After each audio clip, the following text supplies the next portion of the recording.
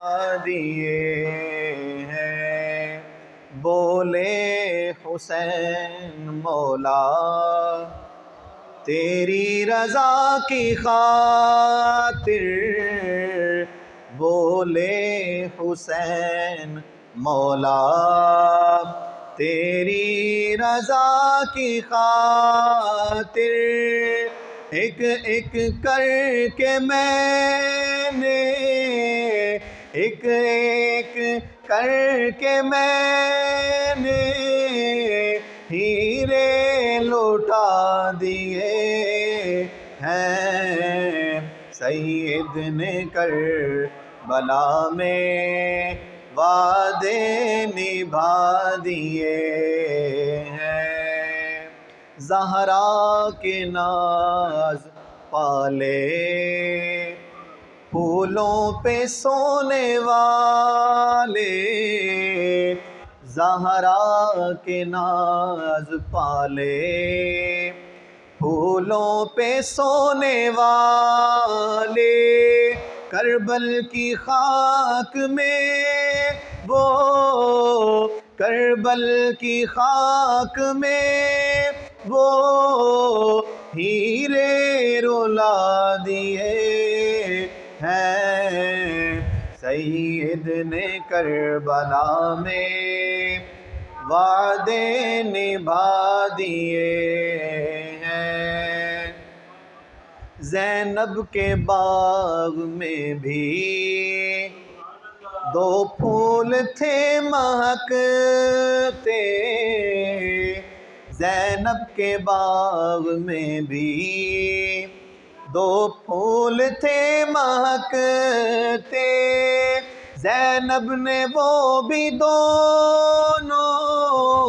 زینب نے وہ بھی دونوں راہ خدا دیے ہیں سید نے کربلا میں وعدے نبھا دیے ہیں سید نے کربلا میں وعدے نبھا دیے ہیں دین محمدی کے دین محمدی کے گلشن کھلا دیے ہیں سید نے کربلا میں وعدے نبھا دیے ہیں اللہ تعالیٰ کی حمد و ثنا حضور نبی رحمت شفیع امت صلی اللہ تعالیٰ علیہ وسلم کی ذات مبارکہ پر ہدیہ درود و سلام عرض کرنے کے بعد دعا ہے اللہ پاک ہمیں حق بیان کرنے حق سننے کی توفیق عطا فرمائے نبی کریم صلی اللہ تعالیٰ علیہ وسلم آپ کی ذات وہ ذات ہے کہ جو اللہ کو سب سے زیادہ محبوب ہے آپ اللہ کے حبیب ہیں آپ رسولوں کے سردار ہیں آپ کے لیے کائنات کو سجایا گیا پھر اللہ پاک نے انسانوں کو اس کائنات میں بھیجا تو وہ بھی حضور کے صدقے میں تو جو ذات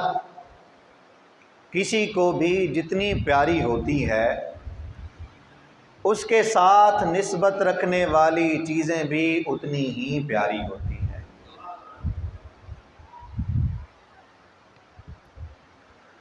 جس طرح اللہ کو پیارے محبوب سے محبت ہے اسی طرح آپ سے نسبت رکھنے والی ہر چیز سے اللہ کو محبت ہے اور آپ سے نسبت آپ کے خاندان کو، اور آپ کی اہل بیت کو جو آپ سے نسبت ہے، اللہ پاک اس نسبت سے بھی محبت فرماتا ہے۔ صرف خود محبت نہیں کرتا، بلکہ اپنے محبوب کو یہ حکم دیا کہ اے محبوب آپ ان لوگوں سے فرما دیجئے، کیا؟ قل، اے محبوب آپ کہہ دیجئے، آپ کہہ دیجئے کیا؟ لا اسألکم علیہ اجر، یہ جو میں تمہیں تبلیغ کر رہا ہوں، یہ جو میں تمہیں اسلام کی دعوت دے رہا ہوں، اسلام کے لیے تمہارے لیے کوششیں کر رہا ہوں، اس پر میں تم سے کوئی اجر طلب نہیں کرتا،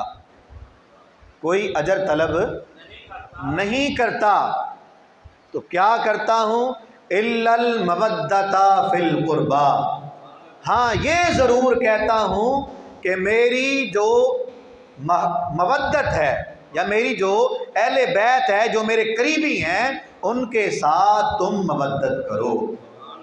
ان کے ساتھ محبت کرو، میں تم سے یہ چاہتا ہوں۔ اور یہ کہہ کون رہا ہے؟ اللہ اپنے محبوب سے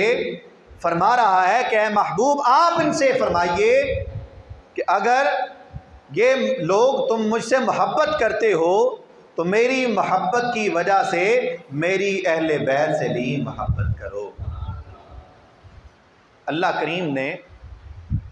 نبی پاک صلی اللہ تعالی علیہ وسلم کے صدقے میں آپ کی اہل بیت کو بھی بڑی شانوں سے نوازا ہے۔ نبی مکرم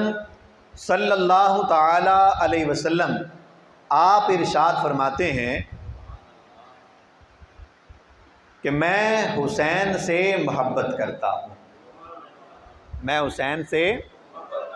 محبت کرتا ہوں، تو جو حسین سے محبت کرے اس نے مجھ سے محبت کی، اور جس نے مجھ سے محبت کی اس نے اللہ سے محبت کی۔ پھر آپ نبی پاک صلی اللہ تعالی علیہ وسلم ارشاد فرماتے ہیں، یا اللہ میں حسین سے محبت کرتا ہوں، تو بھی اس سے محبت فرما، اور جو اس سے محبت کرے تو اس سے بھی محبت فرما۔ یہ کیسا پیارا وظیفہ ہے اللہ کی محبت حاصل کرنے کا۔ اگر ہم یہ چاہتے ہیں کہ اللہ ہم سے محبت کرے، اللہ ہم سے پیار کرے، تو پھر ہمیں حسین سے پیار کرنا ہوگا۔ جب ہم حسین سے پیار کریں گے تو اللہ تعالی ہم سے پیار کرے گا۔ مصطفیٰ جان رحمت صلی اللہ تعالی علیہ وسلم نے ارشاد فرمایا، حسین مجھ سے ہے، حسین مجھ سے ہے اور میں حسین سے ہوں، میں حسین سے ہوں۔ اس حدیث پاک کے تحت مفتی احمد یار خان رحمۃ اللہ تعالی علیہ ارشاد فرماتے ہیں کہ نبی پاک علیہ الصلوۃ والسلام کا یہ فرمانا کہ حسین مجھ سے ہے اور میں حسین سے ہوں، اس کا مطلب یہ ہے کہ میری جو نسل چلنے والی ہے وہ حسین سے چلنے والی ہے۔ اسی لیے آپ دیکھتے ہیں کہ سیدوں میں حسینی سید زیادہ ہیں، حسنی سید کم ہیں۔ اس کی وجہ کیا ہے؟ اس کی وجہ یہ ہے کہ نبی پاک علیہ الصلوۃ والسلام کی جو نسل آگے چل رہی ہے وہ امام حسین سے چل رہی ہے۔ اسی لیے آپ یعنی حسینی سید یہ دنیا میں زیادہ ہیں کہ نبی پاک علیہ الصلوۃ والسلام کی آل اور آپ کی نسل حضرت امام حسین سے چل رہی ہے۔ نبی پاک صلی اللہ تعالی علیہ وسلم آپ حضرت امام حسن اور امام حسین سے کس قدر پیار کیا کرتے تھے۔ آپ فرماتے ہیں کہ حسن اور حسین یہ میرے دو پھول ہیں، یہ میرے دو پھول ہیں۔ اور باقاعدہ نبی پاک صلی اللہ تعالی علیہ وسلم ان دونوں کو سونگا کرتے تھے، دونوں کو سونگا کرتے تھے۔ جس طرح پھول کو سونگا جاتا ہے، حضور علیہ السلام ان کو سونگا کرتے تھے۔ نبی پاک صلی اللہ تعالی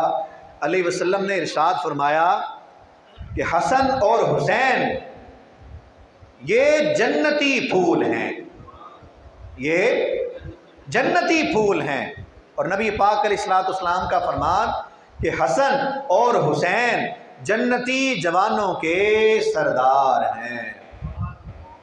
جنتی جوانوں کے سردار ہیں۔ نبی پاک صلی اللہ تعالی علیہ وسلم نے ارشاد فرمایا جو جنتی سردار کو دیکھنا چاہے تو وہ میرے حسین کو دیکھ لے۔ نبی پاک علیہ السلام حضرت امام حسن اور حضرت امام حسین سے بے انتہا محبت کیا کرتے تھے۔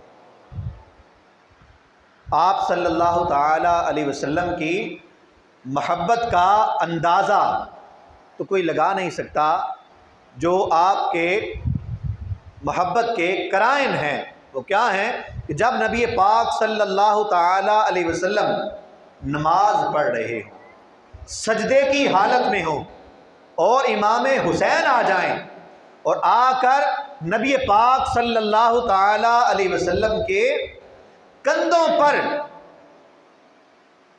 سواری کریں تو نبی پاک علیہ السلام اپنے سجدے کو طول دے دیں، یہاں تک کہ جب تک امام حسین کندھوں سے نیچے نہ اتر جائیں اس وقت تک نبی پاک صلی اللہ تعالی علیہ وسلم اپنا سر سجدے میں ہی رکھیں۔ یہ محبت کا ایک انداز ہے، اور آپ بھی ماشاءاللہ محبت کر رہے ہیں، آپ کو بھی محبت ہے امام حسین سے، ہے نا محبت؟ اسی لیے تو آج ہم یہاں پر جمع ہیں اور امام علی مقام کا ذکر خیر سن رہے ہیں، اور آپ کا ذکر خیر سننا یہ عبادت ہے۔ جہاں پر اللہ والوں کا ذکر ہوتا ہے وہاں پر اللہ کی رحمتوں کا نزول ہوتا ہے۔ حضرت امام حسین آپ نمازی ہیں، آپ نمازی بھی ہیں، آپ سخی بھی ہیں، اور آپ روزہ دار بھی ہیں۔ آپ کے شب و روز جو گزرا کرتے وہ اللہ کی یاد میں گزرا کرتے۔ آپ نے کبھی بھی زندگی میں تہجد قضا نہ کی، تہجد آپ کی کبھی قضا نہیں ہوئی۔ آپ عبادت کا عالم یہ ہے آپ کی کہ آپ دن اور رات میں 1000 نفل ادا کیا کرتے تھے۔ یہ آپ کی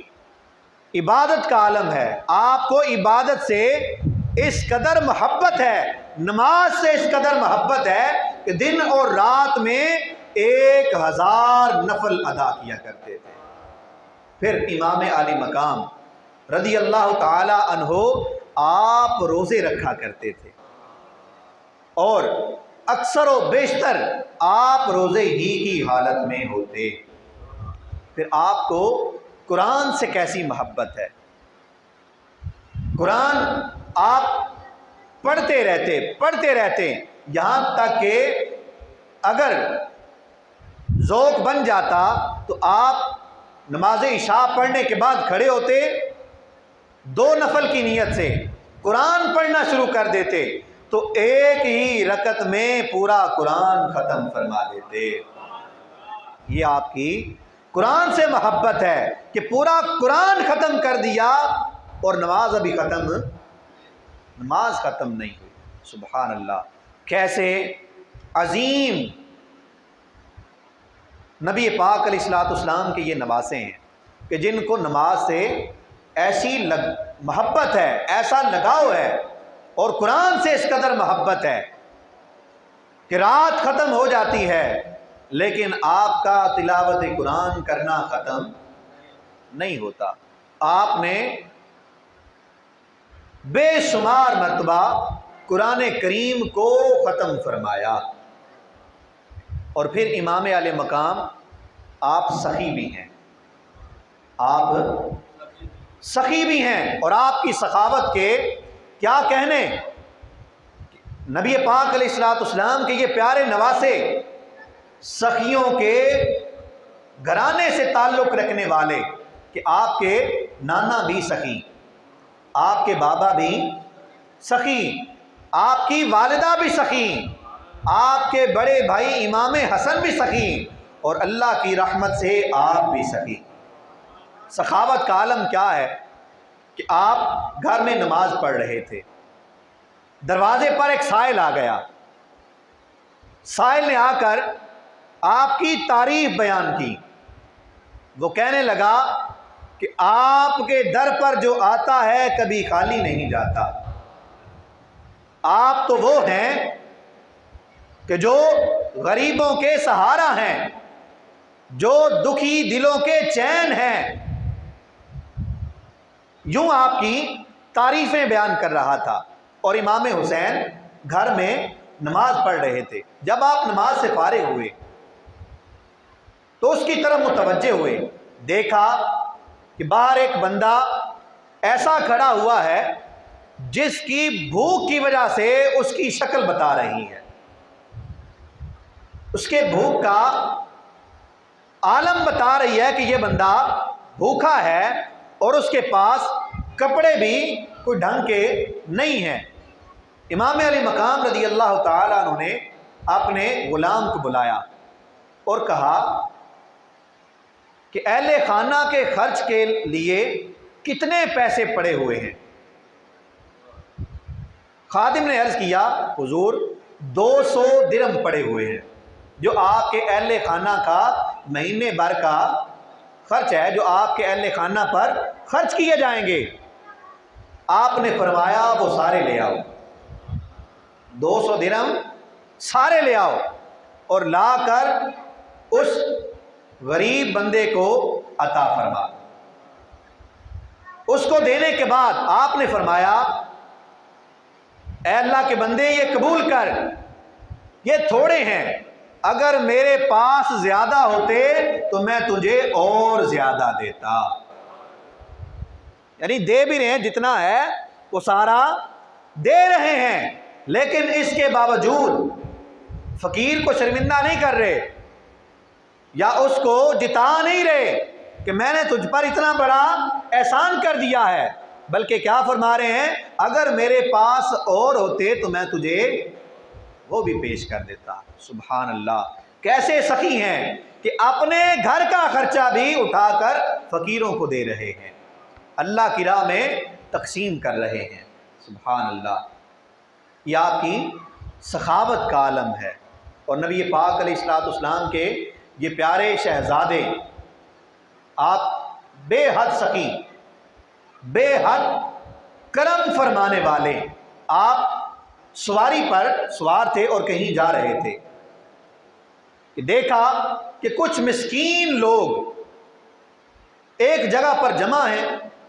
اور جو روٹیوں کے بچے ہوئے ٹکڑے ہوتے ہیں وہ تناول کر رہے ہیں۔ جب انہوں نے امام علی مقام کو دیکھا تو انہوں نے عرض کی کہ حضور کرم فرمائیں اور ہمارے ساتھ آ کر کھانا تناول فرمائیں۔ اب امام علی مقام شہزادہ نبی کریم صلی اللہ تعالی علیہ وسلم، اتنی بڑی شان کے مالک، اور دعوت کون دے رہے ہیں؟ مسکین لوگ، غریب لوگ، جن کو ہم دیکھنا پسند نہیں کرتے۔ امام علی مقام رضی اللہ تعالیٰ عنہ سواری سے نیچے اتر آئے اور ان کے پاس آ کر زمین پر بیٹھ گئے، ان کے ساتھ کھانا تناول کیا۔ تناول کرنے کے بعد آپ فرمانے لگے، تم نے میری دعوت کی، اب میں تمہاری دعوت کرتا ہوں، تم میری دعوت قبول کرو، میں نے تمہاری دعوت قبول کی ہے، اب تم میری دعوت قبول کرو، آؤ میرے ساتھ۔ چنانچہ سب مسکینوں کو اپنے ساتھ لیا اور اپنے گھر پر گئے اور اپنی گھر والی سے جا کر فرمایا تجھے میں قسم دیتا ہوں اللہ کی اور اس حق کی جو میرا تجھ پر ہے کہ گھر میں سے کوئی چیز بچا کر نہیں رکھے گی. گھر میں جو کچھ کھانے کے لیے ہے اس میں سے کوئی چیز بچا کر نہیں رکھنی, سب کچھ لے آ. اور گھر میں جو کپڑے ہیں وہ سارے کے سارے بھی لے آ, اور گھر میں جو مال ہے اس کو بھی لے آ. چنانچہ آپ کی زوجہ نے آپ کے حکم کی تعمیل کی, ذرا بھر بھی سوچا نہیں کہ سارا ان کو کھلا دیں گے تو خود کیا کھائیں گے, کیونکہ وہ جانتی ہیں کہ یہ وہ عظیم ہستیاں ہیں کہ جن کے لیے جنت سے کھانے آ جایا کرتے ہیں. آپ نے سارا کھانا لا کر سامنے حاضر کر دیا تو نبی پاک علیہ الصلوۃ والسلام کے پیارے نواسے نے ان مسکینوں کو فرمایا کہ اب کھاؤ, اور خود بھی ان کے ساتھ کھانا تناول کیا. اور پھر کھانا کھانے کے بعد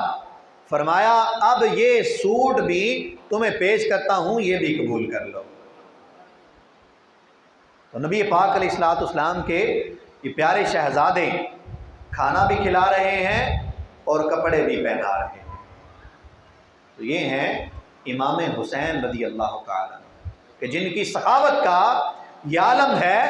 کہ مسکینوں کے ساتھ بیٹھتے بھی ہیں, ان کے ساتھ بیٹھنے میں کوئی شرم محسوس نہیں کرتے, اور اس کے ساتھ ساتھ ان مسکینوں پر اپنا جو خرچ ہے وہ سارے کا سارا خرچ کر رہے ہیں, وہ ان کو دے رہے ہیں, اپنی پرواہ نہیں. یہ ہے سخی گرانہ. ہم تو کسی کو دینا ہو تو دیتے ہیں اس میں سے جو ہمارے پاس اضافی ہوتا ہے, جو ہم سمجھتے ہیں کہ یہ ہم سے زیادہ ہے, اس میں سے کچھ دیتے ہیں, اور پھر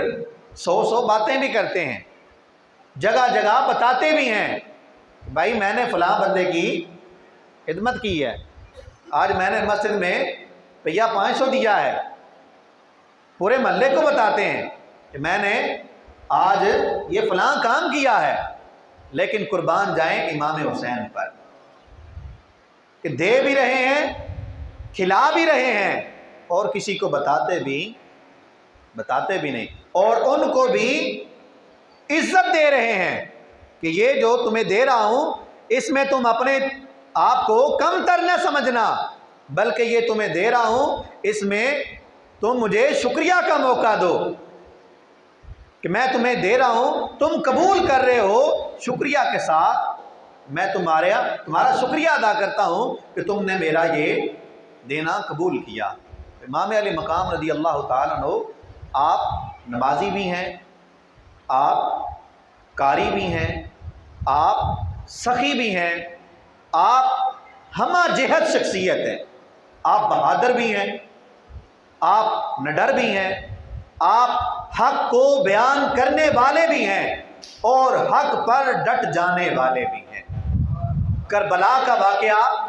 یہ ہمیں سبق کیا دیتا ہے کہ جب معاملہ حق کا آ جائے, جس وقت حق پر کھڑا ہونا ہو اس وقت چاہے جتنا مرضی وقت کا یزید آ جائے تو تم نے حق کا ساتھ چھوڑنا, حق کا ساتھ دینا ہے. اس کے لیے اگر تمہیں اپنے بچوں کی قربانی دینی پڑے, اگر تمہیں اپنے گھر والوں کی قربانی دینی پڑے, مال کی قربانی دینی پڑے, جان کی قربانی دینی پڑے, تو تم پیچھے نہ ہٹنا, بلکہ مال کی قربانی دینا, وقت آئے تو اپنی اولاد کی قربانی دینا. اس سے زیادہ اگر اسلام مانگے تو اپنی جان کا نذرانہ بھی پیش کر دینا, لیکن اسلام کو اور حق کو نیچے نہیں گرنے دینا. یہ واقعہ کربلا ہے, اور اس میں یہ ہمارے لیے سبق ہے کہ جب ہم حق کا معاملہ ہے تو پھر پیچھے نہ ہٹیں. حق کا معاملہ کہیں پر بھی ہو سکتا ہے, 2 شخص لڑ رہے ہیں, اس میں سے ایک حق پر ہے اور دوسرا ناحق ہے, لیکن جو حق پر ہے وہ بیچارہ کمزور آدمی ہے، پیسے والا نہیں ہے، دوسری طرف بندہ پیسے والا ہے، یا دوسری طرف ہمارا رشتہ دار ہے، تو اب معاملہ کیا ہے کہ تم نے حق کا ساتھ دینا ہے، اپنی رشتہ داری نہیں دیکھنی، یہ نہیں دیکھنے کا یہ بندہ پیسے والا ہے، کل مجھے کوئی کام پڑ سکتا ہے اس کے ساتھ، یہ نہیں دیکھنا، بلکہ یہ دیکھنا ہے کہ حق پر کون ہے، ساتھ اس کا دینا ہے جو حق پر ہو، اس کا ساتھ دیں، اس کے ساتھ کھڑے ہو جائیں، اور مظلوم کے ساتھ جو بندہ کھڑا ہوتا ہے اللہ پاک اس کے ساتھ ہوتا ہے، اللہ کی مدد اس کے ساتھ ہوتی ہے۔ اسی طرح گھر میں ہو جاتا ہے معاملہ،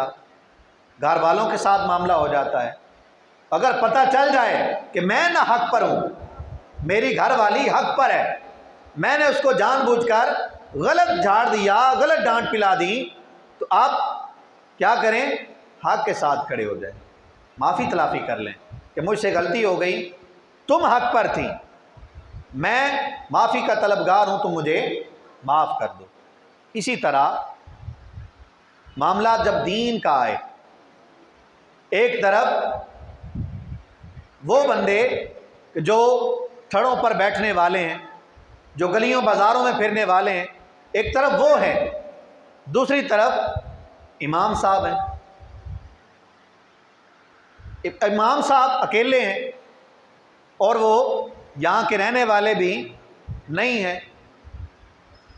لیکن مسئلہ حق پر بیان کر رہے ہیں، مسئلہ درست بیان کر رہے ہیں، تو اب ساتھ کس کا دیں گے؟ کس کا ساتھ دیں گے؟ امام کا ساتھ دیں گے یا وہ بندے جو محلے میں ہیں، محلے دار ہیں، چلو یار انہوں نے پھر منہ مکھانا ہے، کاری تو نواں پھر آ جائے گا، مولوی صاحب تو نویں پھر آ جان گے، انہوں نے تو روزانہ منہ مکھانا ہے، کی منہ مکھاواں گے؟ یا انہوں روزانہ دا کام ہے، روزانہ دا معاملہ ہے، انہوں راضی کر لیے قاری صاحب نو، چلو ایک بار جھوٹیاں کر دینا، قاری صاحب نے تھی معافی مانگ لو، پھر کہڑا مسئلہ ہے؟ اب یہ حسینیت اور یزیدیت کا معاملہ اب پتہ چلتا ہے کہ اب بندہ حسینی ہے یا یزیدیوں نے کیا کیا تھا؟ اپنے امام کو شہید کیا، اس کو اپنے امام کو شہید کیا، اور اگر ہم بھی امام کے پیچھے ہو جائیں گے ہاتھ دھو کے یا نہا دھو کے، تو پھر یزیدیوں میں اور ہم میں فرق کیا ہوگا؟ کوئی ہے فرق؟ معاملہ یہی ہوتا ہے نا، امام صاحب مسئلہ بیان کریں، ہماری سمجھ میں نہیں آتا، ہم کہتے ہیں یہاں امام رہے گا تو یہاں پھر اسی رہواں گے، بندے چار کٹھے کری دینے، لو بھائی اے امام نے نواں ہی مسئلہ کر دیتا ہے، آج تک اساں نہیں سنیا، امام اتنے نہیں رہنا چاہیے، سانو ایندا امام نہیں چاہیے جڑے نویں مسئلے بیان کرے، ساری مرضی کے مطابق مسئلہ ملنا چاہیے، تو مرضی کے مطابق جنہوں نے مسئلے بیان کیے اللہ نے ان کی قرآن میں مذمت بیان کی۔ جو یہود کے علماء تھے،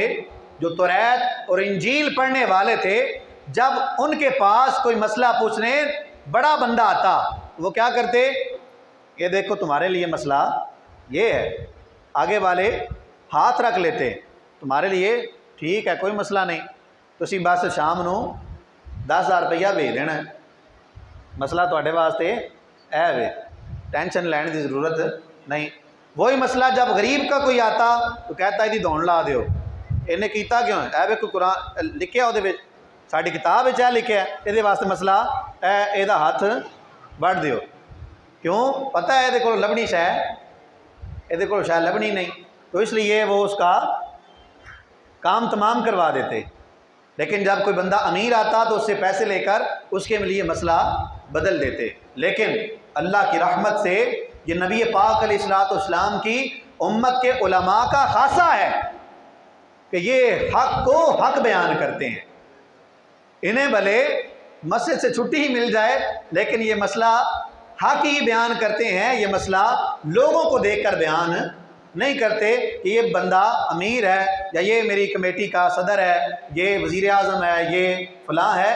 اس طور پر مسئلے بیان نہیں کرتے، اگلے بندے کو سمجھ آئے یا نہ آئے، مسئلہ وہ جو نبی پاک علیہ الصلوۃ والسلام نے بیان فرمایا، جو امام اعظم نے بیان کیا، ہم تو صرف پہنچانے والے ہیں۔ مسئلے اللہ کے رسول نے، امام اعظم نے بیان فرمائے، علماء کی ذمہ داری کیا ہے کہ وہ مسئلوں کو آگے پہنچاتے ہیں۔ اب عوام کا حق کیا بنتا ہے کہ چاہے تو امام حسین کے ساتھ جو کربلا میں 72 تھے ان کی طرح ہو جائیں، یا پھر یزیدیوں کی طرح ہو جائیں کہ نہیں اسا امام نو نہیں مننا۔ تو اب یہ بندوں کی اپنی مرضی ہے کہ وہ کیا کرنا چاہتے ہیں۔ الحمدللہ ہم حسینی ہیں، ہم کربلا کے ماننے والے ہیں اور کربلا والوں کے ماننے والے ہیں، جن 72 تن نے اپنے تن من دھن جان کی قربانی پیش کر دی، ہم ان کے ماننے والے ہیں۔ ہم بھی حق کا ساتھ دیں گے، اپنے علماء کا ساتھ دیں گے، اپنے امام کا ساتھ دیں گے، کبھی کسی باہر والے بندے کا ساتھ نہیں دیں گے۔ اللہ کریم ہمیں اس واقعے سے درس حاصل کرنے کی توفیق عطا فرمائے، اور اللہ پاک ہمیں اسلام پر، دین پر مضبوطی سے قائم دائم رہنے کی توفیق عطا فرمائے۔ اہل بیت سے اللہ ہمیں محبت عطا فرمائے، اور نبی پاک علیہ الصلوۃ والسلام کے ان پیارے شہزادوں کے نقش قدم پر چلنے کے اللہ ہمیں توفیق عطا فرمائے۔ آمین بجاہ النبی الامین صلی اللہ تعالی علیہ وسلم۔